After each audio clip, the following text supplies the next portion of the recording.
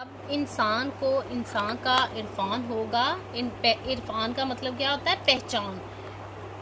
پہچان ہونا. انسان کو انسان کی پہچان ہوگی. آپ صلی اللہ علیہ وآلہ وسلم نے اپنی ذات کے ذریعے انسانوں کو پہچان عطا فرمائی. یقین ہو گیا، اعتبار آ گیا. یقین ہونا، بھروسہ ہونا. اعتبار یعنی یقین ہو جانا. آپ صلی اللہ علیہ وآلہ وسلم نے اپنے کردار کی بدولت لوگوں کے اندر یقین اور اعتبار کو مستحکم کیا. آپ صلی اللہ علیہ وآلہ وسلم نے اپنے کردار کی بدولت لوگوں کے اندر یقین اور اعتبار کو مستحکم کیا.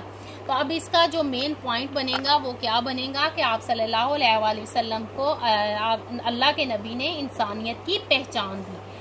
اس کا مین پوائنٹ جو ہے وہ یہ ہے کہ آپ صلی اللہ علیہ وآلہ وسلم نے انسانیت کی پہچان بتائی ہمیں.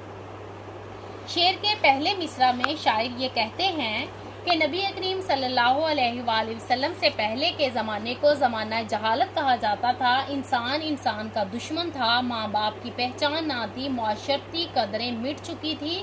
چوری فخر بن گئی تھی. شرافت کمزوری گردانی جاتی تھی.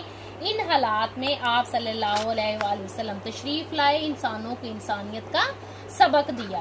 اور دوسرے مصرع میں شاعر یہ کہتے ہیں کہ لوگوں کو جینے کے طریقے بتانے والا محبوب خدا آ گیا ہے. اللہ تعالیٰ کا پیارا نبی آ گیا ہے جس نے اپنے کمال ترین اخلاق حسنہ کی بدولت لوگوں کی بے یقینی کو حق الیقین میں بدل دیا. لوگوں کے لیے دوسروں کی جان، مال اور اولاد کی عزت کو برابر کر اچھا قرار دیا. لوگ بڑوں کا ادب جو تھا اس کو شرافت ٹھہرایا اور بچوں پر شفقت کرنا تہذیب جانا گیا.